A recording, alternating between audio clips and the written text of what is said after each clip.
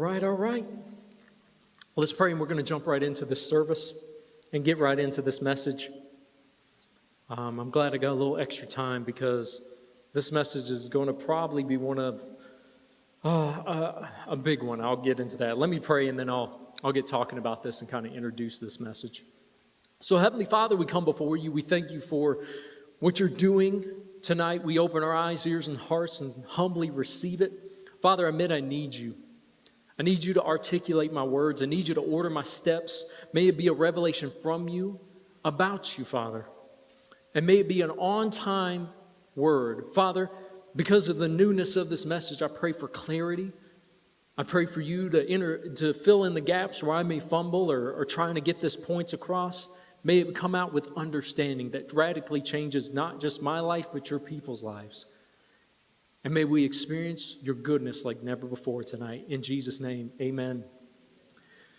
All right, as we get into this message, of course, the thing I've been talking about is expanding. And that's been the focus for 2023. I've been building up to it before we get to 2023. And we're talking about expanding. People think a lot of times, well, I need to expand in my finances. I need to expand in a building. I need to expand, in all these different natural things. But expanding is an inward thing.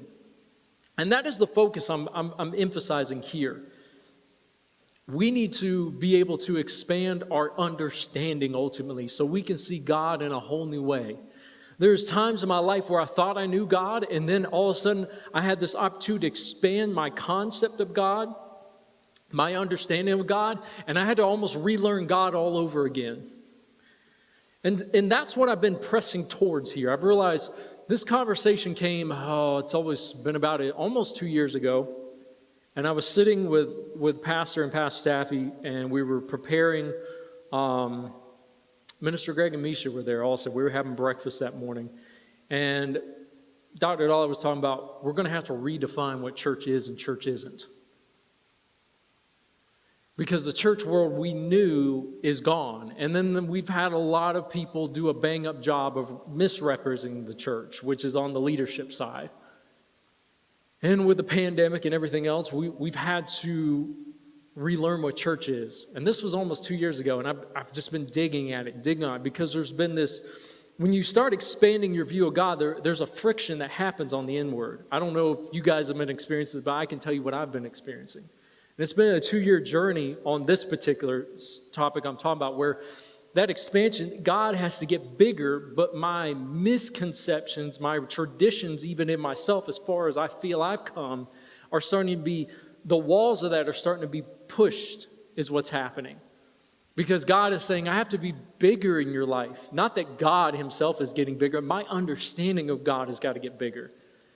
And what happens is we hit that friction and that frustration in our understanding, in our spiritual growth. And either we do one or two things. Either we stop pushing because it's like, God, there's so much friction. And we keep God in our small box. And what we do is our Christianity and our faith starts to just kind of stall. And then we get caught in going through the motions and we're really not growing. Or either we allow the expansion to push open the walls and we change. And that's where I'm at. And, tell people to silence their phones and then my alarm goes off. Anyways, sorry guys. That reminds me, it's like, hey, you got to be on stage. But anyways, talking about that expanding part, and that's where I've kind of come. And I've been trying to build up to this message, and I've been trying to learn a different way of explaining it, articulating, because we have so much oversaturated vocabulary in church that I can say one of these words and people turn their ears off and it goes dull. For example, like I can say righteousness. Well, there's so much already assumed knowledge about righteousness, I have to almost insert a totally different vocabulary when I talk about righteousness to teach something new about it. When I talk about faith, there's automatically assumed, I know what faith is because we taught so much. I've taught so much on faith. But to insert something new about faith, I'm having to discover different words to explain the same thing, but in a different light. And now here tonight, I'm pressing the part about expanding, which is our understanding of church. Because I'll say church, and people have two very strong things. Either you see this institutionalized church building, which has done a lot of damage, to be honest, in our church world, or we see, but what does that mean? We see our traditional church, we see the institutionalized church, there's a fight over it. I'm for church, I'm against church. It's all these different things. And what I'm having to do is the fine line of saying, listen, this part about church is problematic and we have to change. Because there's traditions and there's things of what we thought church was that is frustrating, that I'm tired of personally. And that's where the friction comes in. The next generation's like, flip it, I'm done, for a good reason. Because the truth is, people are getting mad about that in church world, saying, well, why does the millennials, why does Gen Z say whatever to church? Because the church has been so chaotic, it's a reaction that's happening. What's the opposite of chaos? Chaos. It is. And what I mean by that, we get upset because people react in a certain way, but we miss the domino factor. What we're seeing from the next generation, this generation about church, and even some of us in this very room, even if you're not part of that generation, is like it's a reaction to all the negative things that have refused to change in church and our understanding of God. So with all that being said, let me get into this. What are you talking about? Because I'm going to show a contrast of what I'm going to use these words, institutionalized religion in a negative way is versus church and just an authentic spirituality of connecting with God.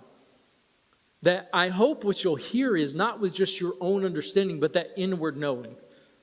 I was talking to somebody about that a little bit before service, where we connect with that inward knowing, that knowing I know God. I may not understand everything, but all of us have that inward knowing that gravitates us towards God. And I hope you put on those listening ears. So let me phrase it in this way, and as I go through this series, I'm going to rephrase it. I want to talk about the two contrasting things, which is the cycle of religious piety versus the cycle of experiencing life. This one statement Pastor and Pastor Tabby continue to make, people don't know how to live life anymore or experience life. And one of the biggest things, Christians themselves, which all of us included in one regard, don't know how to enjoy life or experience life because we're consumed with religious piety. What we mean by religious piety, everything has to be, let me make sure I appease God. And this isn't something necessarily new I've talked about. I'm just presenting it and trying to expand it a little further, then come back, teach some practical, fundamental things, but then teach foundational things. This is a foundational thing I want to teach tonight. But it's a cycle of religious piety, and I'm going to go down and break down what that means versus the cycle of experiencing life. What people are tired of and may not know how to articulate, and what I have been struggling to articulate, is this constant religious piety, where I have to keep making sure I please God, because somehow, some way, God is so just impossible to please or to stay pleased. I have to keep maintaining and keep doing the religious cycle and dance to keep God appeased. Where everything I do comes about, let me make sure I please God in this religious context. And I'm going to get specific what that is. So shouldn't we want to please God? Yes and no. And I got to kind of get into the thing of that, because we keep thinking in our church superstition that God is so self-absorbed, that God needs all this attention, that we end up missing what God really wants us to focus on and what it's all about. I've been talking about church vision. And the problem, the other side, that church vision gets hijacked. Our church, our own church, every church can do this. But our own church vision inside of World Changers has been hijacked so many times by what I'm pointing out tonight, that it's derailed our church from becoming as productive and as impactful as it could and should be. So if we're going to expand what I'm talking about, when we're caught in the cycle of religious piety, it shrinks God, is what it does. It minimizes God. And so for us to expand inwardly, we're going to have to get off this cycle, is what we're having to do. We're in a cycle of experiencing life, and I'll get to what that means. So let's get through this. I'm going to read one passage tonight. I'm going to break it down. I'm going to go through the verses. Mark 7. I got my scriptures fixed from last time. Thank you guys for bearing with me. But let's talk about this religious cycle and what's behind it and what fuels it. And you're going to recognize it in church, so we can switch gears here and get off this focus and focus on what God really is. Let's go to Mark 7, chapter 1. It's going to pop up on the screen here too.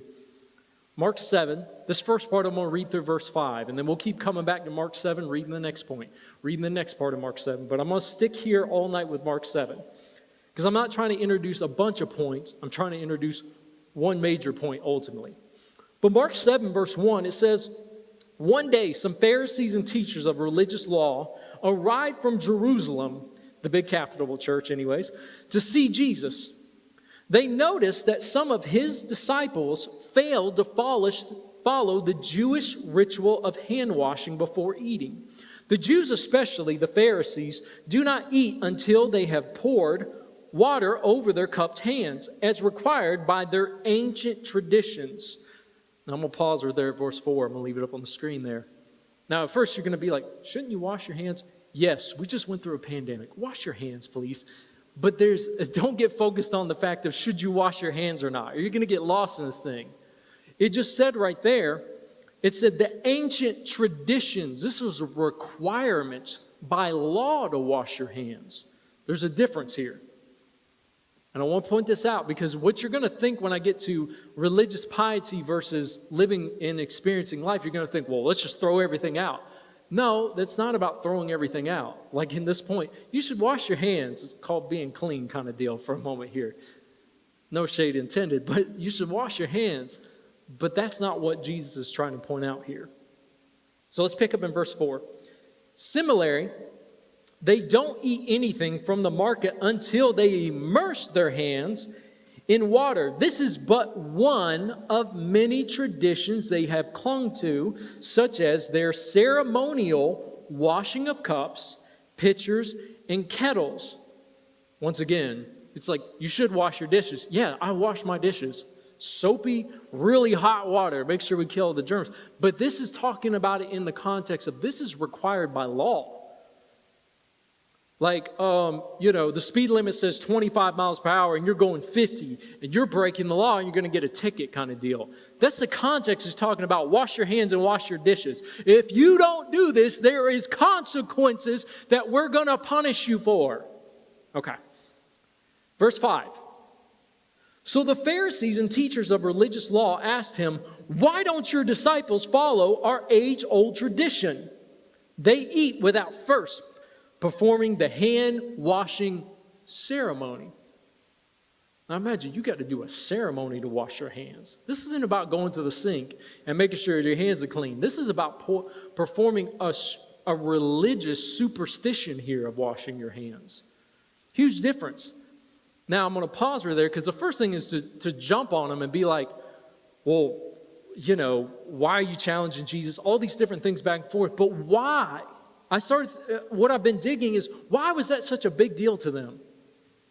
What was the problem? Instead of, they weren't just picking on Jesus to pick on Jesus. Of course they didn't like Jesus because Jesus spoke to religious power that was exploiting people. And that's important to note too as we go through this. But why? Why was it such a big deal to them? Why were they so upset? Why were they so outraged? Why does that same mindset carry over to today? Because we look at it as, we look at that as dumb nowadays, honestly. Let's just be real. Let's be quite honest, We look at that. What foolishness are they talking about? You're getting all upset because he didn't wash his hands? I mean, you nasty, but what's the big deal? Why is this such a spiritual thing? Why is this a law? Well, if you understand the mindset behind it instead of the act itself, you'll see what church world is still repeating these things today. So let's go over to this part, my first graph here. Hopefully you can see it.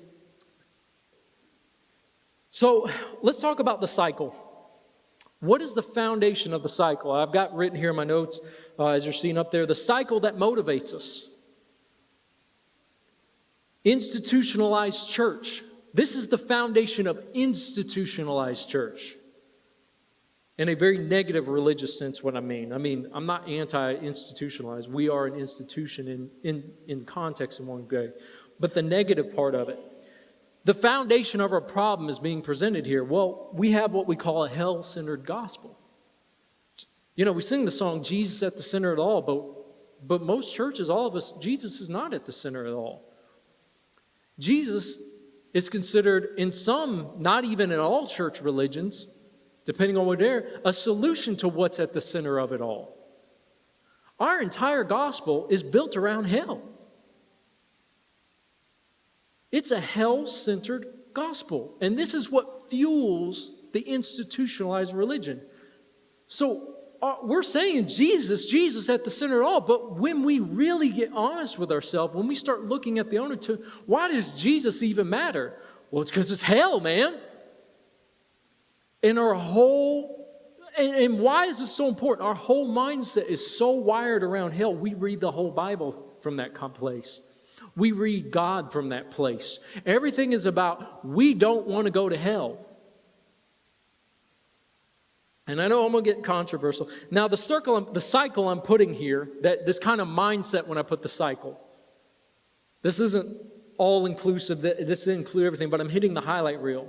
What gives hell its life? What is the other expressions that we live at the foundation of hell? Well, punishment is one. I put punish for short. Punishment.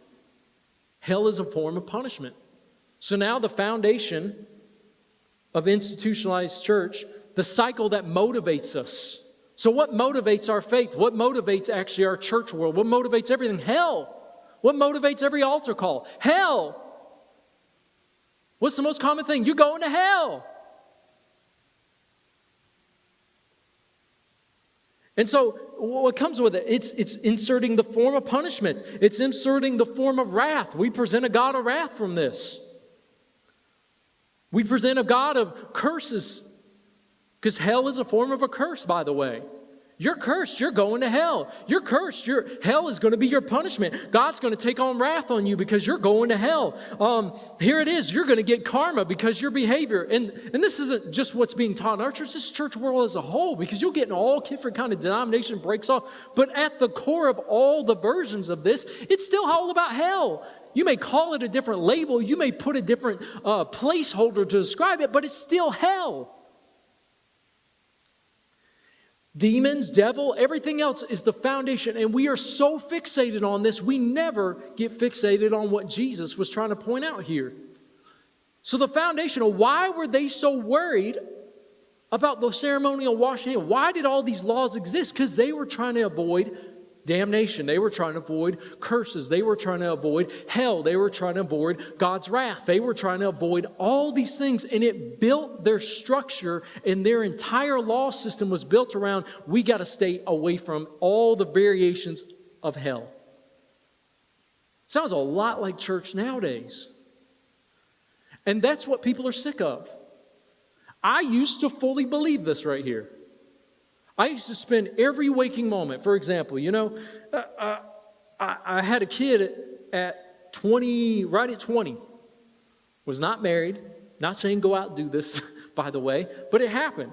I was in this situation, and I was heavily in church, and this whole doctrine fueled so much around my son in that whole situation. It was all about trying to, and it may not have been called hell, it may have been a different placeholder. I was told, well, maybe God wouldn't do as much for you, or maybe you'll be cursed, well, maybe your son will die, because, that's what happened with David. These were the things told in superstition, foolishness. But at that time, I didn't know better.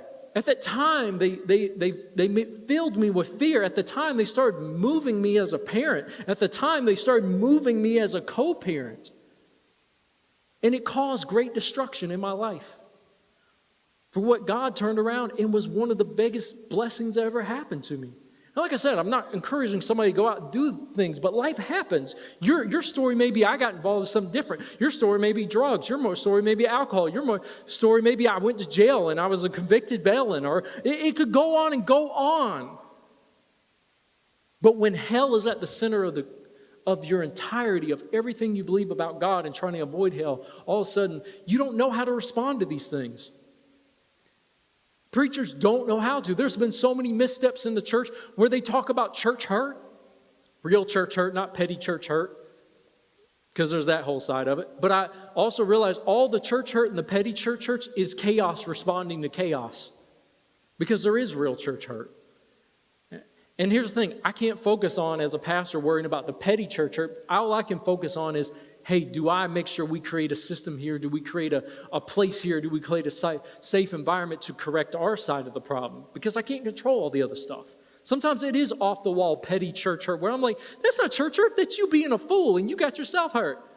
But I can't focus on that. I have to focus on, okay, is there some truth to this? Is there an area we can make adjustments? Is there an area we can improve?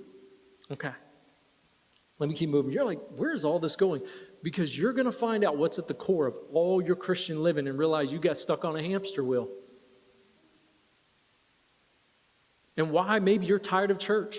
And maybe why it doesn't really change your life and have real impact. I'm talking from my own place of experience. It didn't make me turn away from God anymore once I came to this understanding. It actually drew me closer to God because I realized I got off the traditions. So we have a hell-centered gospel is what we have right here. Punishment, curses, demons, devil, karma, wrath. We fixate on all this. That's where people like demonize people. And everything's a devil behind every bush. And the devil's doing this. And we talk more about hell and the devil than we do about God or Jesus. And the only time we talk about God and Jesus typically is in context or contradiction or as a solution to hell or the devil. So our whole church is more built around fixated on hell. And we wonder why nobody wants anything to do with it. And so what happens is we amplify hell's power and minimize Jesus' power. The very thing we didn't want to do. And here's the thing, I'm not pointing fingers. You know, I've taught this stuff.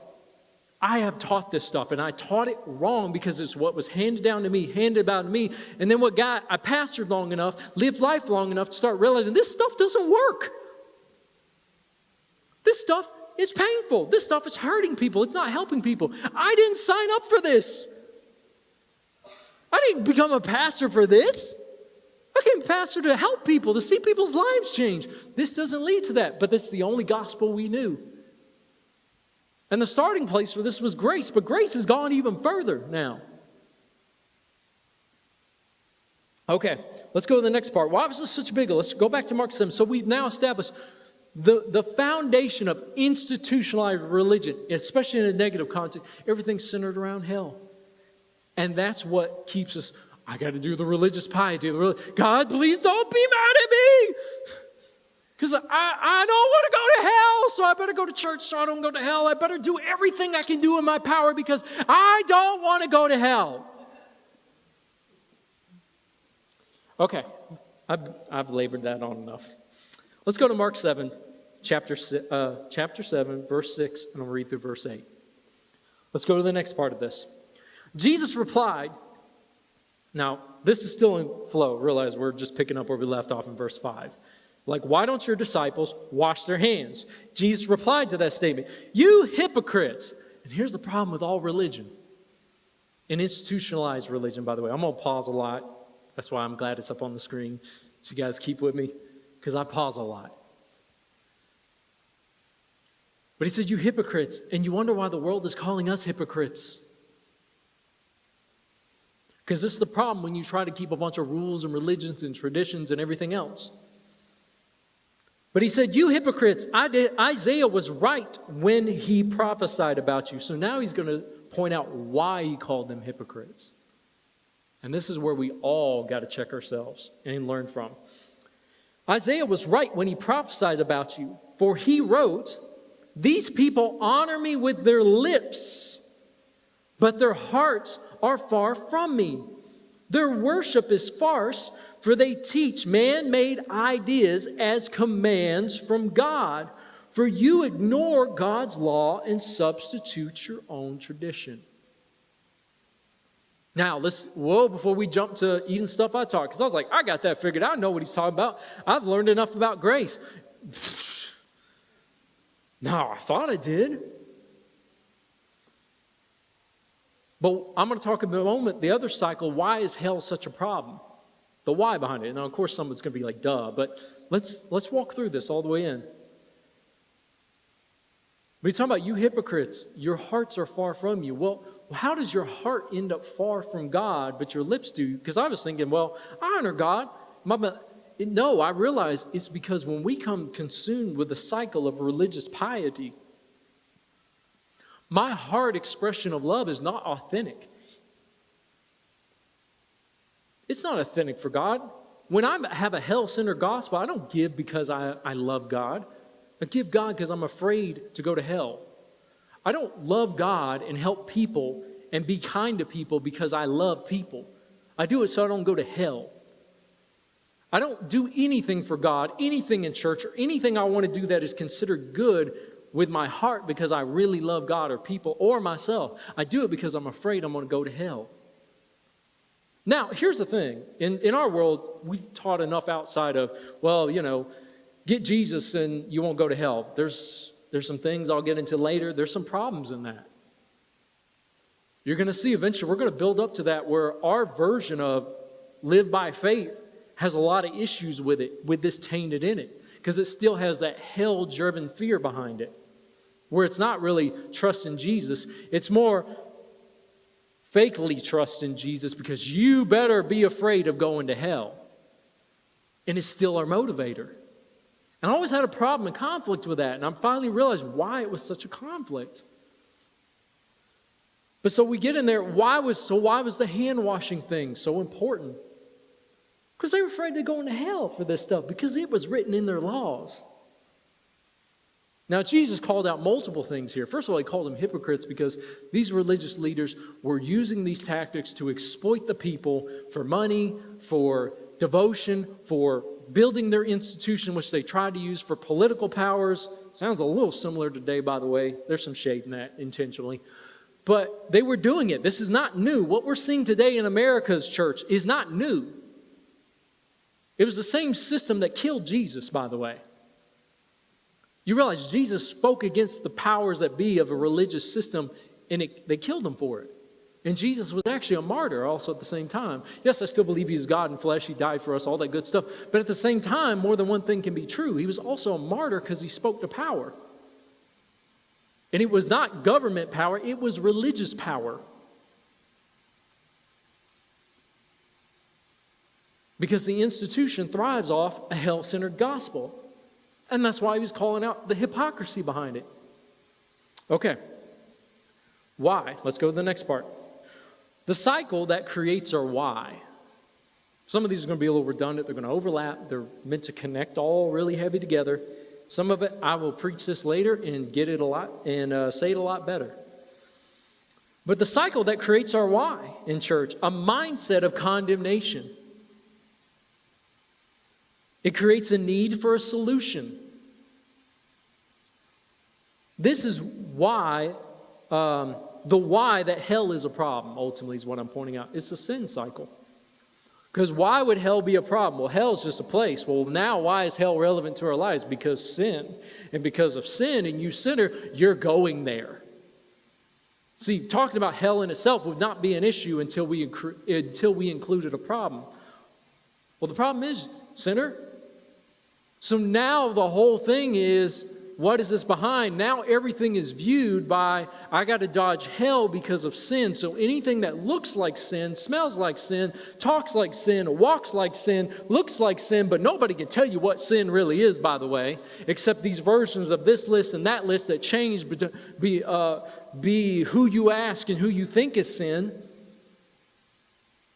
But the big thing is, somehow I got to stay out of sin. How many there's people that used to believe, I opened a box of deck of cards and that's sin, so now I'm going to hell. This is how crazy this stuff gets. And I'm highlighting the most obvious that everybody can kind of connect with in the room maybe. But I get a lot more to some real controversial issues nowadays because we just keep recreating new sins, thinking that God needs this appeasing because somehow God's like, man, we got to deal with sin. We got to deal with sin. We got to deal with sin all the time. And so now our whole institution of church is now a facility that says, come deal with your sin here so you can avoid hell. And that's why for years, people would actually come to church. People would serve at church. People would give at church till a generation that got smart enough to realize this is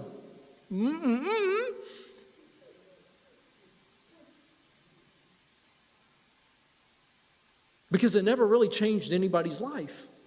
Because all you walked around doing all that because all you thought about was sin was condemnation. And you felt like garbage and you felt like trash. But you never could figure out really how to get out of sin. Well, Jesus is the answer. Yes, but then there's all the fine print that goes believe even in this church what we say about believing in Jesus. Yeah, I know it's not the shout me, bless me message. But if you'll get a hold of this, you'll realize God's already blessed you. If you realize this system right here gets people thinking, man, I'm sick because of sin and God is punishing me. Or maybe, here's what we say in our church. And when I say our church, I'm not pointing at person. I'm talking about us as an institution. I'm not talking about a person here. I used to believe all this. My faith wasn't enough. And why is it? Because now we cloak our dealing with sin issue by measuring faith. I used to teach faith all from this place. I used to teach, well, you got to do this to have the right faith so you can avoid this. You know, you're sick because, or you can't get out of your sickness because you haven't done the works of faith. You're broke because you're doing the works of faith. And here's my problem with that, man. With every one of my fellow preachers, myself, I had to watch this. Like I started teaching a couple of years ago, prosperity completely different. Our version of prosperity excludes the fact of a world that is filled of unjust. And not everybody gets dealt the same hand in life. And everybody has different opportunities, obstacles to overcome. And our version and gospel of that in the body of Christ, in the prosperity message, doesn't account for any of that. So you'll say, oh, you over there, you're broke because of X, Y, and Z because you don't believe God, not accounting for this person went through stuff you can't even imagine. This person had to come from a different place or a different side of the track that produced different obstacles that I didn't have to face.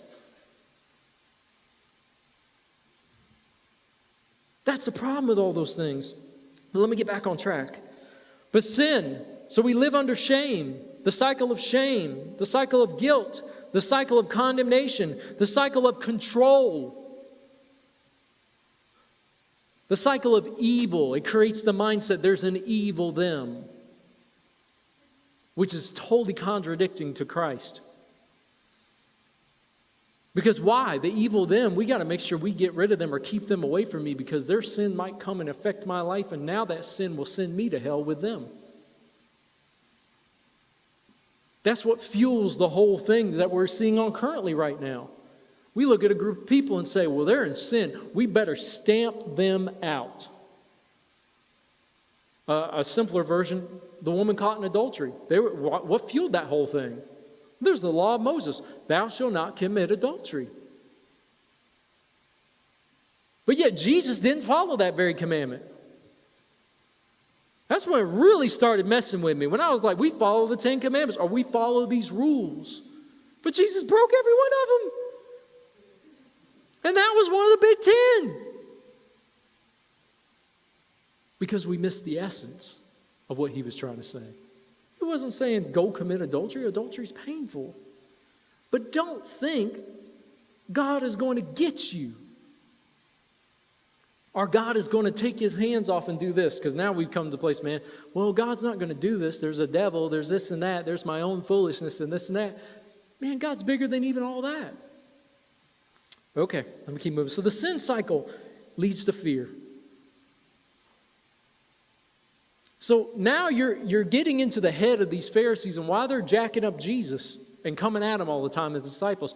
How dare your disciples not do the ceremonial washing of their hands? Do you realize what God is going to do with us? Because that is a sin and because that is going to bring a curse on us. And if you get honest, you're going to examine every area of your life and you're going to start finding these things in your world today. Because we all create our own form of tradition with this. And every bit of it makes God smaller, smaller, smaller, smaller, smaller. And it distracts us from what God is really talking about. So let's keep moving along here. Let's go to the next part. So we talked about the sin cycle here. The cycle that creates our why. And this is the part. Why do you need church? Because you're a sinner and you're going to hell. I do not want people coming to this church for that reason. I can't talk about our vision and then it get lost back in this. I can't talk about growing this church and we get lost right back in this mess. I cannot build a congregation full of people that are hooked on this system because I know better now. I believe better now. I understand God better now. And I'm liberated from this thing now. And I understand God in a completely different way. And my why has completely changed. Okay. Let's go to Mark 7. Let's pick up in verse 9 again. We're going back to Mark 7. Every time it's back to Mark 7. We're just going from verse 1 all the way down to 23. Let's pick up the next part. So now you're understanding as we go through each one of these scriptures why the Pharisees are doing what they're doing. And now we learn something about our own selves in church world. Verse 9 says, then he said, you skillfully sidestep God's law. Now part of the reason he said law is the only thing they understood. Jesus was also, you got to remember, trying to meet people where they are. That's why sometimes I could say something different like, you sidestep the essence of God and what the essence of what God was trying to say. Because I can meet you where you are and you understand what I'm talking about. So he's talking about to the best of their understanding, you skillfully sidestep God's law in order to hold on to your own traditions, your fear-based traditions, your hell-centered traditions, your sin-based traditions. Verse 10 says, for instance, here's an example. Moses gave you this law from God. Honor your father and your mother. And anyone who speaks disrespectful of father or mother must be put to death. Now, first of all, he said, Moses gave you this law. Because really, when you read the original Big Ten, it's talking about it's honor your parents. But they added, technically the Torah has over 600 laws in it. So all these are laws. These were not just including the Big Ten. From the Big Ten, they added, just like we do with our nation's law, we put a law in, then we have to try to break it down because some people just don't get, equality means equality, for example. So we have to keep adding a different law to saying, treat people right, treat people right, treat people right, treat people right. It's what we're trying to do and add law. But sometimes when we add those laws, it becomes more problems than it actually helps. And we end up adding a sub-law that makes it more complicated and more confusing to something that should be just simple. That's what's happening here. So it says, shall be put to death. So we pick up the next part. Right for people, hold on, let me back up. I messed that up.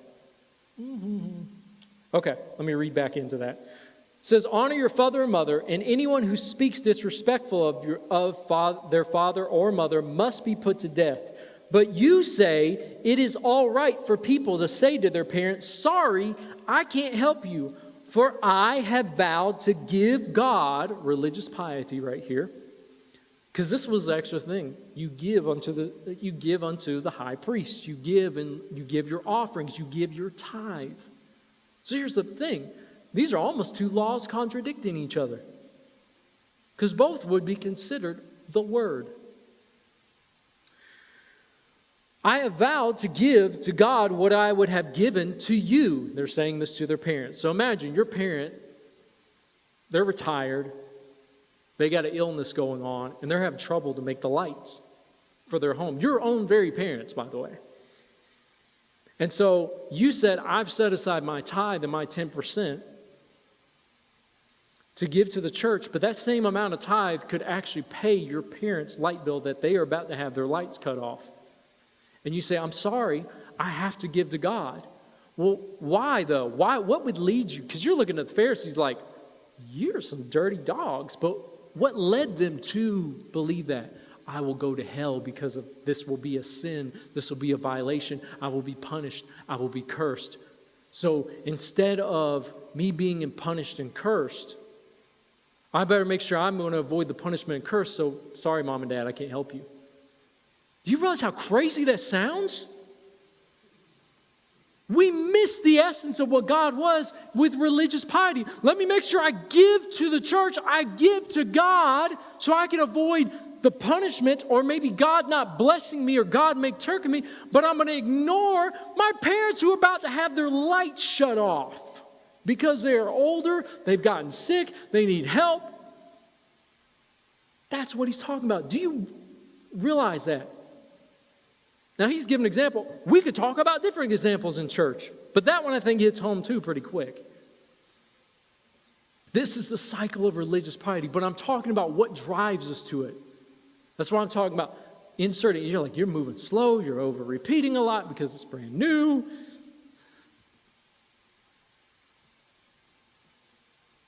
But it's because of hell and sin, which leads to the fear cycle. So it says, right, you say it's all right for people to say to their parents, sorry, I can't help you, for I have vowed to give to God what I would have given to you. In this way, you let them disregard their needy parents. And so you cancel the word of God in order to hand down your own tradition. Now, this was twofold, because he was talking to religious leaders that wanted to make sure they got their paycheck and their cut. That's why some parts of what people are calling out churches for right now in prosperity churches is not totally off basis. Remember, chaos responds with chaos. Because there's been many ministries that have not made sure enough goes towards the cause and more goes to their pocket. It's a fact. So what do? You don't get in the argument, you just make sure you don't participate in it. Okay? As long as you're not, then whatever. It's just noise and clanging out there. But we have seen, even this past couple years, enough big-name preachers go down for scandalous things like this. So I'm saying, because here's the thing, especially to my generation, my older generation that's been in church a long time, it's easy to feel defensive. I do as a preacher sometimes, because I'm always going to have a certain level of biasness towards my job and my profession and what I believe God has called me to do. And I'm always going to be a little more overprotective towards my church when somebody talks bad. But I have to be willing to accept criticism sometimes because there is a level of truth. Didn't mean it's not exaggerated, didn't mean it's misplaced, but it does mean I do still have to be accountable, and I can't be so insecure as a minister and as a church person and as a body of Christ to not take some criticism because I'm not perfect. And that's the reason I'm pointing some of these things out. And of course, the last part of that verse says, oh, this is only one example among many others. But you get the essence behind that. What drives all that? Let's talk about the next cycle. This is my last one, then I'll switch over to what does it mean by experiencing life? The cycle of atonement. So we've got the problem, which is hell. The why that is a problem is sin. So what do we have to do? We have now a fear of going to hell because we need to deal with the sin. So we need to create a system that deals with sin, which is called the system of atonement. I've got to somehow atone to God to make things right. And I know the immediate response is, oh, I believe in Jesus, I'm good. Surprisingly, we haven't even landed there, but there's problems in that because there's a lot of subprint. The fine print below when we just say simply believe in Jesus. And we create things because we run into life's problems like, okay, what happens to a kid when they're 13 and they die and never even got exposed to church? Just this past week, I saw this video clip and, I posted it, and of course it got the fun of responses to it a little bit, but it's missing the essence of what I was trying to point out is, hey, we had a club shooting where 5 people were murdered because they live a certain lifestyle. So the focus of what the person pointed out was, well, they died. We don't know their salvation, but what we should be talking about is not the fact that they died and someone went in there and violently murdered them because they saw them as sin targets. We should be talking about the fact of whether they didn't or did not confess Jesus as Lord. And I was trained in that stuff. So I'm more offended and upset at the fact that people aren't talking about whether they believed in Jesus or not than the fact that people were maliciously, wrongfully murdered in the name of my God. And we dismiss accountability for that as preachers. How many, let me not jump too far ahead, but that leads to the cycle that I'm talking about, the cycle of atonement, a mindset for a transaction gospel. Everything's quid pro quo in church. Do good, get good. Do bad, get bad. Our version of that, we updated as world changes, just, hey, everything's about faith. There's a lot of transactional things in our faith teaching that have to be cleaned up that I'm coming to notice. Was just an upgraded version that sounds more pretty and sounds better. And we lace it over with grace. But still, grace in our church is even taught in a point, well, you know what? If I don't perfectly transactionally have faith, I have no access to grace. Well, that's not grace at all. That's us falling right back into the law. It's just a prettier sounding version. Either grace is grace or not. Here's the thing. I will be flat out honest in my own personal life, and I've talked about this before. I didn't believe God for certain things at all or have the faith. I was acting a fool, and God's goodness showed up anyways. What? And then I started realizing, well, even the own principles I teach about faith are not exactly bulletproof, because they still relied on me to make sure my faith was in a certain place to obtain access to God and God's goodness. I thought I had it right. And then I realized it's bigger, and God's better than I thought. And it leads us to superstitions. And it still becomes our motivator to live for God. Because when I think I'm living by faith, I'm actually living by fear. And that's what I talked about. We do everything to stay out of hell.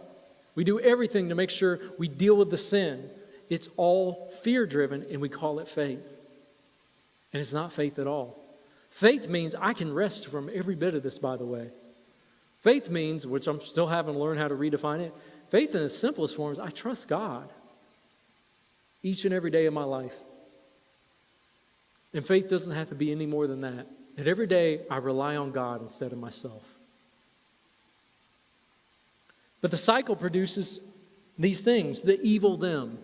Why is that? Because of hell, because of sin, because I'm afraid. So they are evil over there, so we got to stamp them out.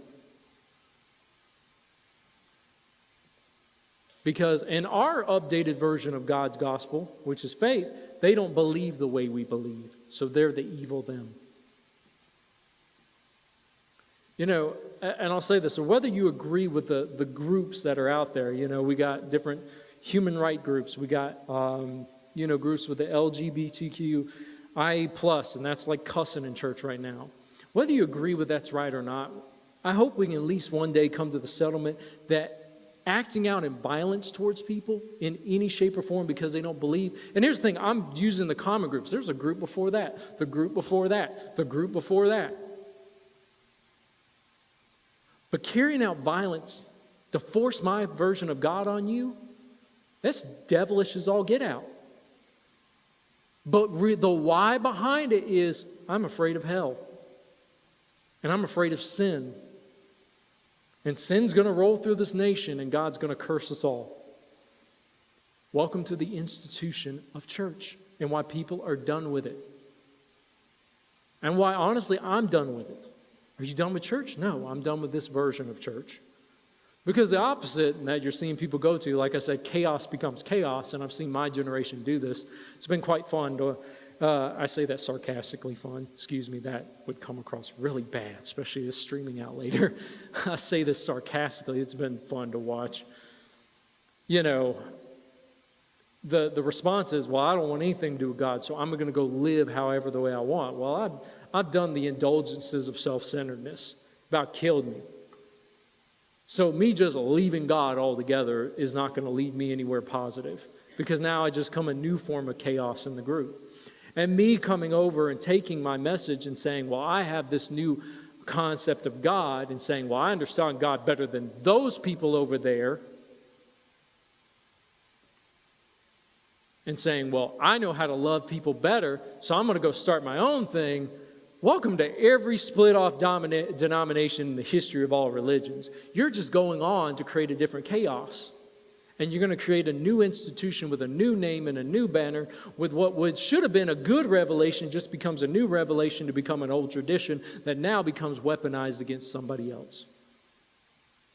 And I don't want to do that. That's why it's like, I ain't throwing away the stuff with this church or nothing of that. I just say we got to change and we got to grow. You still hear me? It's like we still do giving.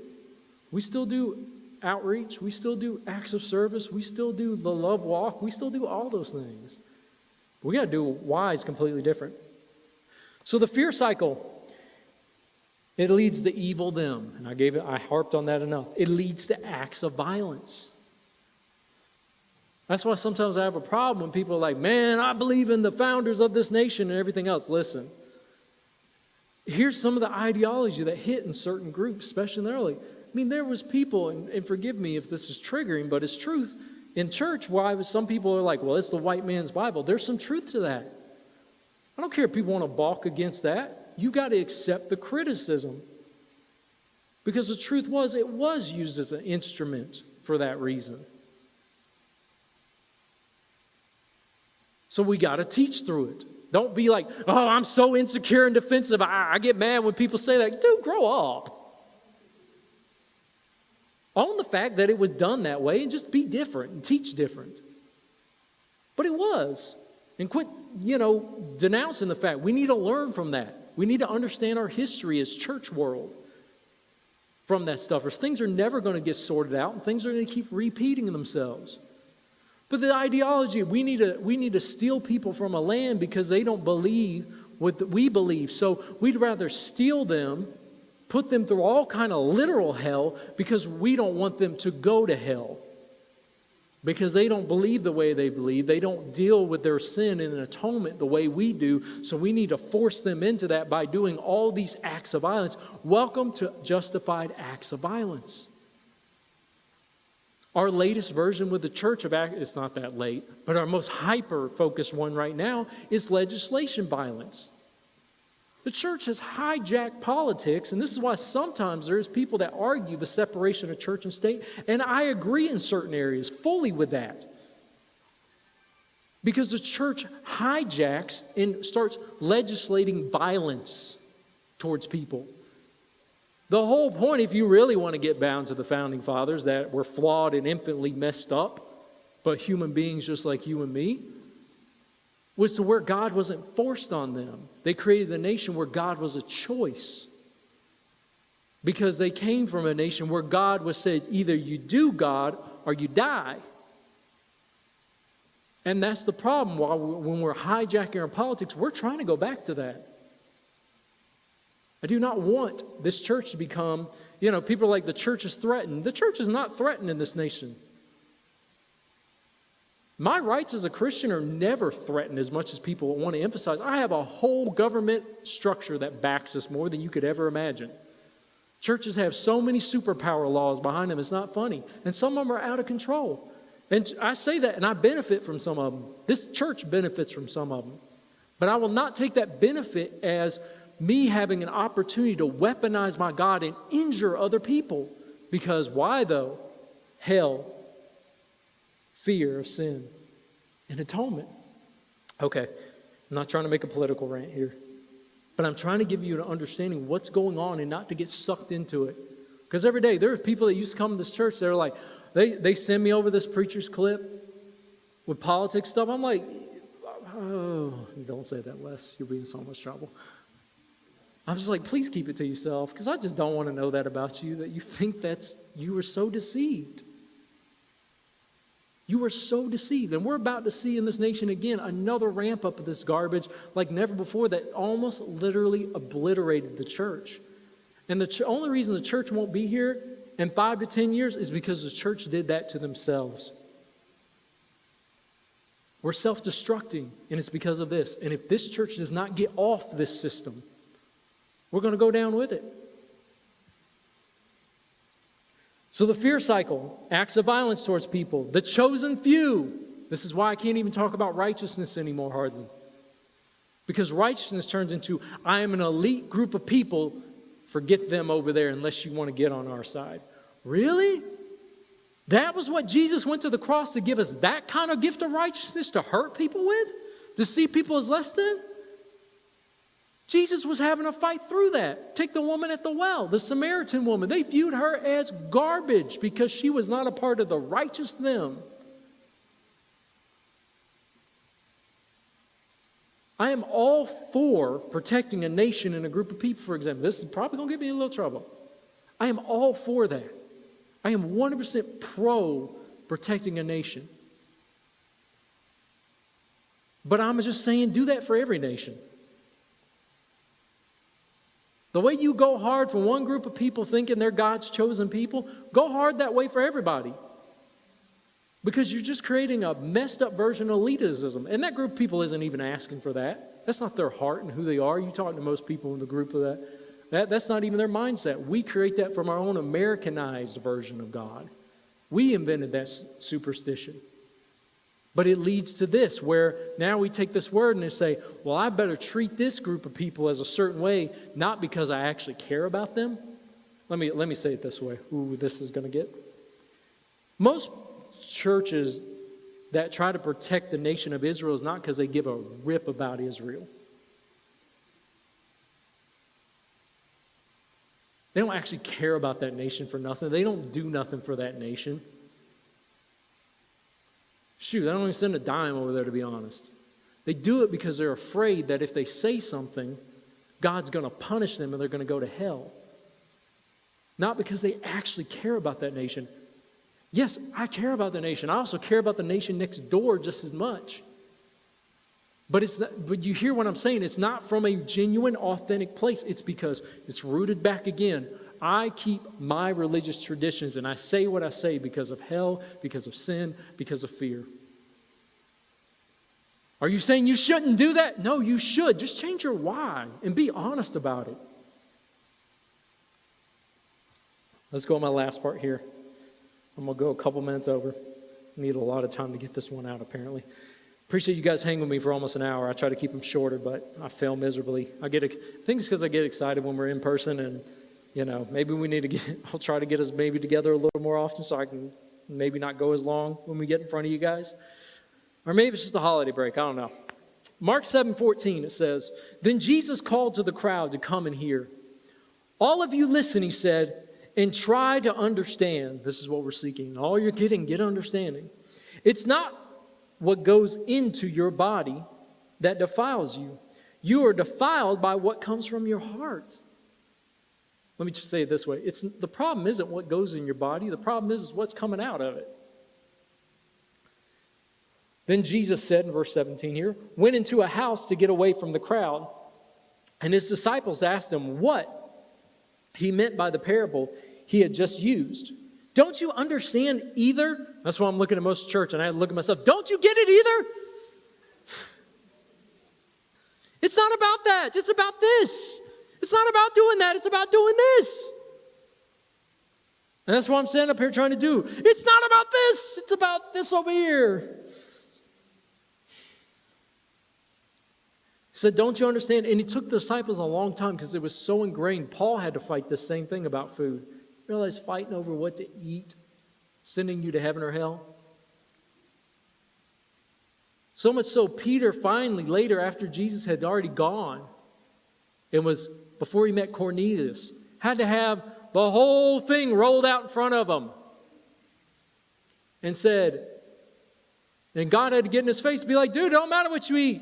But I'm trying to get you to realize you're so busy thinking what's clean and unclean. That's irrelevant." I talk about this continuously because I keep talking to people. I've been saying this part for years. Sin is not relevant.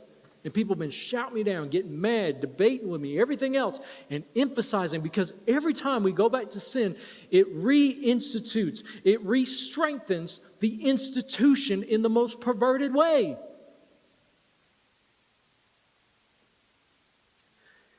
But he said, "Don't you understand either?" He asked, "Can't you see that the food you put in your body cannot defile you?"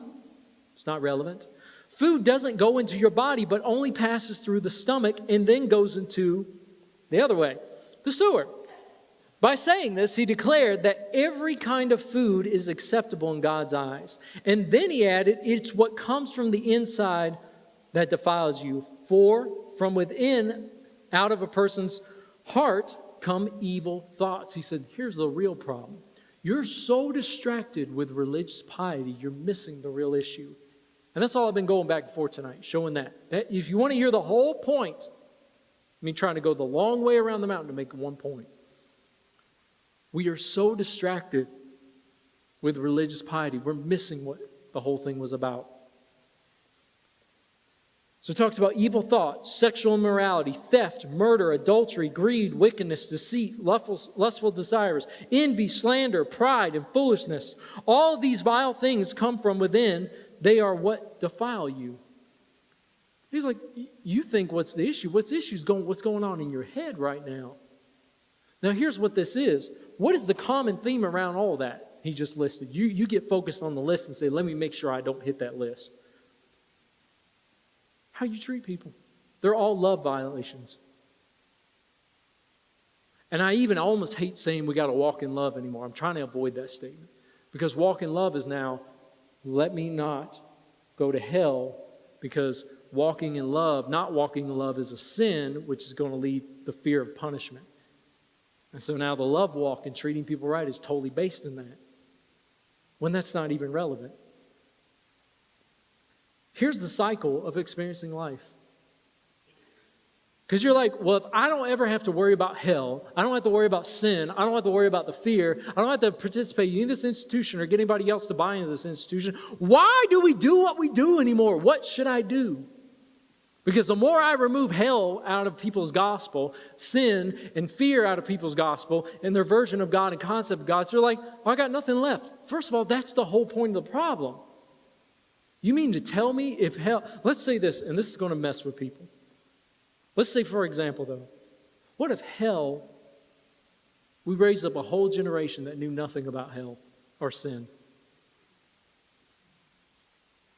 I have a lot of conversations like this with my son. What if we totally raised our kids and never told them a thing about hell or sin, ever? Everybody started freaking out on me in that. That's the reason I paused before I give the response to that. You'd be like, why do I come to church? Why would I do anything? That's a problem when we say that. You mean to tell me teaching to connect with a spiritual God that loves you isn't enough? Nope, we got to add hell. We got to add that control. That let me force you to do what's right. What if we taught a whole generation nothing about hell or sin? We just taught about there's a God, there's a higher power for you to connect with. Our access point of knowing God is through Jesus and what we've seen through Jesus. And life is about treating people right. What if that was our emphasis and our focus? Because that's what happens. A mindset for a non-transactional God. What if we never taught you had to do anything to get God to do something? What if we taught there is no evil them? That all those people you think on your list are going to hell aren't going to hell at all. What if we taught that? Instead of trying to do all the violence and eliminate these groups or force these groups to change or force these groups to come on our side.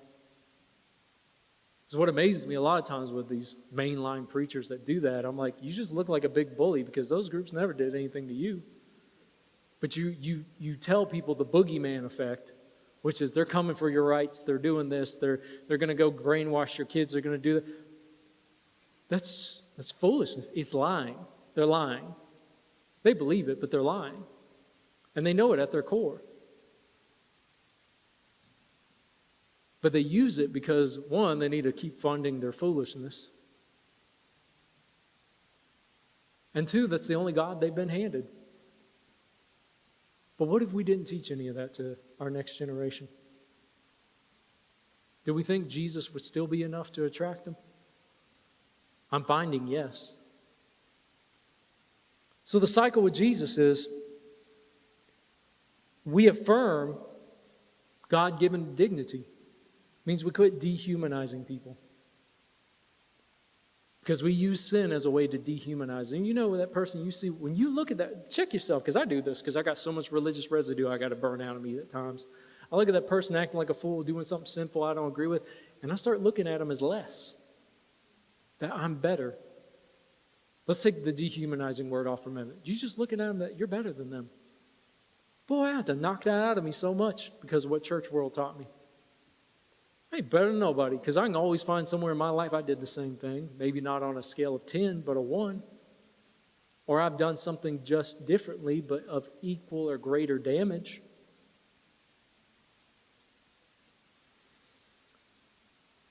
The next thing is we learn that now finally, when we see people, instead of seeing as the evil them, they're sick with self.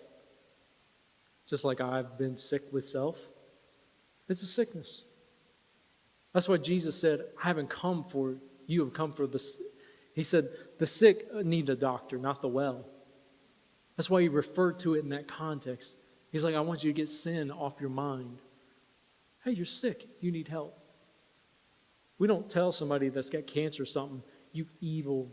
It's your fault you got this cancer. You're going to hell. We shouldn't treat you, whatever, blow you off.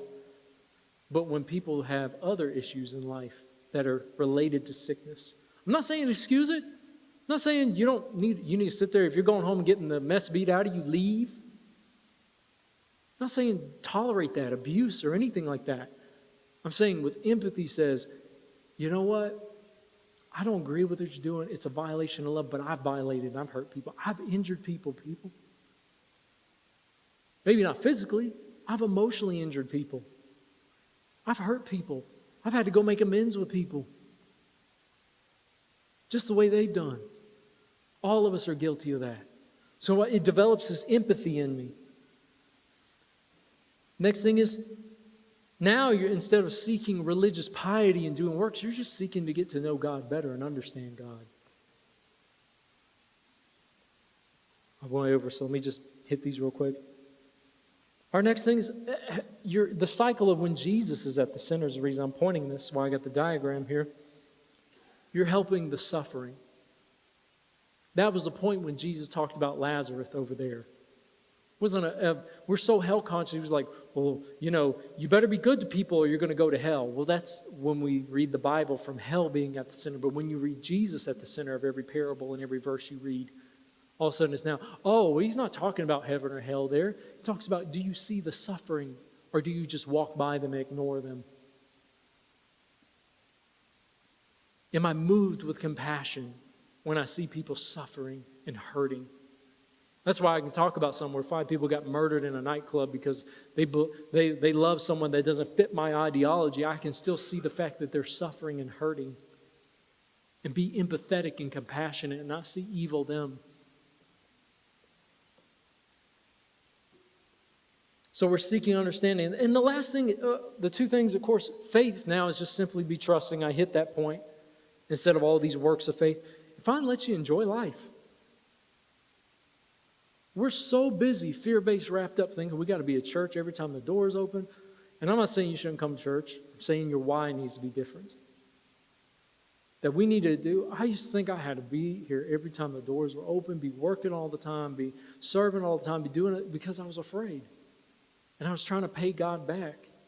And I was trying to avoid hell or curses is what I was trying to avoid. But that's not relevant. And now I finally can enjoy life.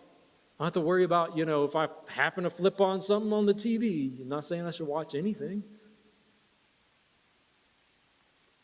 Dodge all the places that serve alcohol, or dodge all this, or dodge all that. Don't hang out with them, or don't be with them, or don't enjoy them because they're, Muslim and they don't believe the same way. So I can't associate or go over and have dinner with them or anything else. Or if I do, it's so I can make them convert because they're evil till they get on my team. I finally get to just rest and enjoy life and experience God in this life. That's the cycle. So I'm going to wrap up there because I've gone way over. We'll keep coming back to this. I'll keep learning how to reteach it better. But this, out of all the messages that I've been teaching, I've been trying to push for probably 3 years to get to this. I didn't understand what I was talking about. I still haven't got the full articulation for it. But I'm going to continue to go down this lane because I do not want this church stuck in the cycle of religious piety. I do not want us a hell-centered church, a sin-centered church, or a fear-centered church. Our focus is, God, I'm here to connect with you. I'm here to learn how to live outside of the sickness of self-centeredness and navigate life with healthy perspectives. And I'm here how to learn the essence of God, what life is really about. Treating people right. At the time, if you have never made Jesus Lord of your life, if you're watching this later as we're recording this and you're seeing this air maybe 10 years later, if you've never done that, I want you to hear the difference now when I give this altar call. It's not from a place I want you to be afraid of hell or sin or any of those things. It's about connecting with God. And if you never just acknowledge God and God's goodness and say, God, I've seen you. It's not that God was never with you or for you or against you or any of those things. It's just now you're awakening to that God. You're awakening to a higher power. You're awakening to a power that saves you from your selfishness and the sickness and the pain that comes from being self-centered, which is driven by a fear-driven life. So if you've never done this, repeat this prayer after me. Jesus, I acknowledge you as the Lord of my life. I receive your love and I receive your goodness. Show me now how to enjoy life. In Jesus' name, amen. If you prayed that prayer for the first time, we want you to give you an opportunity to connect with God. If you're here in the building in person, we have a prayer counselor on the way out the door. We have our communications desk. And of course, I will be out in the lobby. I'd love to hear from you. Just a moment to connect with you. We encourage you to keep coming to church. Keep growing. Keep growing in your understanding of God is what that ultimately is. And connect with a local church community around people that will help you grow and love you through whatever you may be going through life and to help you experience the best life. If you're tuning in online, also, you can text the key word, all one word, I'm saved, to 51555. That's I'm saved to 51555. But we celebrate you. We're so glad for your decision. We know your life will never be the same.